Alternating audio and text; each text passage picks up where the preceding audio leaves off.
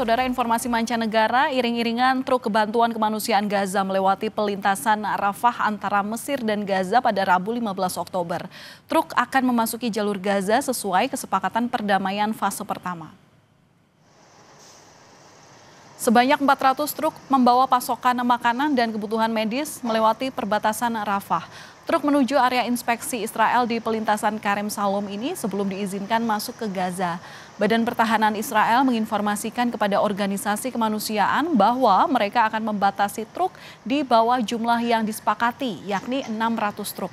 Jika benar ini terjadi, maka Israel melanggar kesepakatan.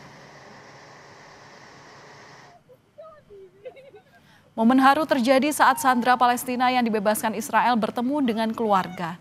Pembebasan sandera merupakan bagian dari gencatan senjata fase pertama. Salah satu sandera Palestina yang dibebaskan adalah Dr. Abdullah Rafi. Ia ditangkap tentara Israel saat bertugas di Rumah Sakit Kamal Adwan. Tangis haru tak terbendung saat Abdullah bertemu dengan keluarganya. Abdullah menggambarkan kondisi tempat menahanannya di Israel tidak seperti penjara, melainkan rumah jagal. Pertukaran sandera Hamas Israel dilakukan pada Senin dan Selasa waktu setempat sebagai bagian dari gencatan senjata. رسالتنا لأهل غزة يعني سلام عليكم بما صبرتم فنعم عقبى الدار. كل الاحترام لجهودهم وكل الاحترام لصبرهم وكل الاحترام لهم. وربنا يقدرنا إن شاء الله وإن شاء الله في سبيل التحرير بإذن الله. Dan untuk mengetahui kondisi Gaza di tengah kesepakatan gencatan senjata, kami terhubung dengan relawan Mercy, Marisa Noriti yang berada di Amman, Yordania. Selamat malam waktu Indonesia, Mbak Marisa. Selamat malam, Mbak Valen. Iya, jadi hingga saat ini seperti apa situasi terkini di Gaza, terutama mengenai bantuan kemanusiaan? Apakah seluruh truk ini sudah bisa masuk untuk memberikan bantuan dari kebutuhan warga Gaza? Ya, baik Mbak Valen. Memang jika dibandingkan situasi setelah ceasefire dengan sebelumnya, memang sudah ada peningkatan jumlah truk yang masuk ke Gaza, sudah mencapai ratusan, tetapi masih di bawah kesepakatan yaitu 600 truk per harinya. Dan ini belum terlalu signifikan untuk menurunkan harga karena seperti yang pernah saya sampaikan juga, masalah di Gaza ini cukup kompleks, tidak hanya masalah stok atau suplai bahan kebutuhan pokoknya saja. Salah satu faktor lainnya yaitu ketersediaan uang cash di Gaza yang sangat langka saat ini, dan juga susah bagi warga Gaza untuk bisa memiliki uang cash agar bisa melakukan transaksi di pasar, karena untuk mendapatkan uang cash itu sendiri saat ini kondisinya mempersyaratkan ada charge sebesar 30% sampai 50%, Mbak Valen. Jadi saat ini warga Gaza masih dalam tahap pemulihan dan membutuhkan waktu yang cukup lama jika apa yang telah disepakati di ceasefire tidak segera dilaksanakan, seperti itu. Oke, Mbak Marisa, ini kalau melihat kondisi warga di sana seperti apa? Karena kalau kita dengar istilah fase perdamaian pertama di Gaza dan juga Israel ini otomatis membuat sedikit rasa lega begitu bagi masyarakat di sana. Nah, seperti apa kondisi ini tergambarkan? Iya, baik. Di tahap pertama ini, seperti yang kita ketahui, Israel baru mundur ke Yellow Line, which is itu masih menguasai kurang lebih 60% wilayah Gaza.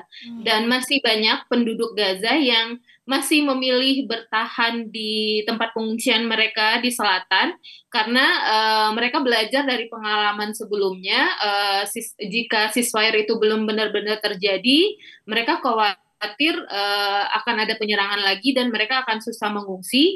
Di samping itu juga untuk kembali ke, katakanlah mereka memiliki rumah di Gaza City atau di Gaza Utara, itu juga membutuhkan biaya yang cukup mahal, dan sesampai di sana kita bisa lihat sendiri kerusakan yang sangat masif, tidak ada air, tidak ada listrik, benar-benar seperti kota mati yang tidak layak huni. Jadi secara keseluruhan masyarakat Gaza merasa lebih tenang saat ini karena tidak ada penyerangan udara atau perang seperti biasanya. Akan tetapi mereka masih hidup di bawah standar di mana basic needs-nya belum terpenuhi hingga saat ini. Oke, kalau bantuan dari relawan agar jumlah bantuan ini bisa memenuhi kebutuhan warga di Gaza segera sampai kepada mereka, ini seperti apa? Ya, kembali lagi kalau masalah jumlah supply yang masuk ke Gaza itu benar-benar di bawah kontrol oleh Israel karena semua border itu dikontrol Israel. Yang bisa dilakukan organisasi charity atau kemanusiaan seperti Mercy mempermudah warga Gaza untuk mendapatkan kebutuhan pokoknya, makanan sehari-hari dengan membantu membeli apa yang udah tersedia di dalam Gaza karena mereka belum punya kemampuan finansial yang cukup untuk membeli bahan kebutuhan pokok mereka. Saya rasa itu solusi yang masih bisa kita laksanakan saat ini. Oke, kalau perihal komunikasi di border gitu, relawan juga ikut turun tangan kah, Mbak Marisa? Itu di luar otoritas NGO untuk akses border itu adalah wilayah advokasinya negara dan organisasi internasional seperti UN. Seperti Oke, itu. Mbak singkat saja, sejauh ini apakah kesepakatan sudah ditepati oleh kedua belah pihak? Baik, memang ada informasi yang kami dengar bahwa pihak Israel menuduh bahwa pihak resisten tidak memenuhi kesepakatan dengan tidak menyerahkan mayat dead body dari tahanan, tapi informasi terakhir yang kami terima bahwa pihak resisten sudah menyerahkan dead body yang tersisa kepada mereka ke pihak Israel, akan tetapi pihak Israel masih berdalih bahwa itu bukan hostage dari pihak mereka. Mereka menganggap itu dari Palestinian dan bisa kita lihat sendiri untuk memastikan ini semua tentunya butuh DNA tes yang pertama dan yang kedua juga tidak mudah bagi pihak resisten untuk menemukan mayat karena kekurangan alat-alat berat untuk menemukan dan menggali di mana lokasi hostage Israel saat ini. Seperti itu, Mbak Valen. Baik, terima kasih sudah berbagi informasi tentang kondisi terkini di Gaza pasca kesepakatan damai fase pertama ini mulai berlaku. Relawan Mercy, Marisa Noriti langsung dari Amman, Yordania, terima kasih sudah berbagi di Kompas Malam.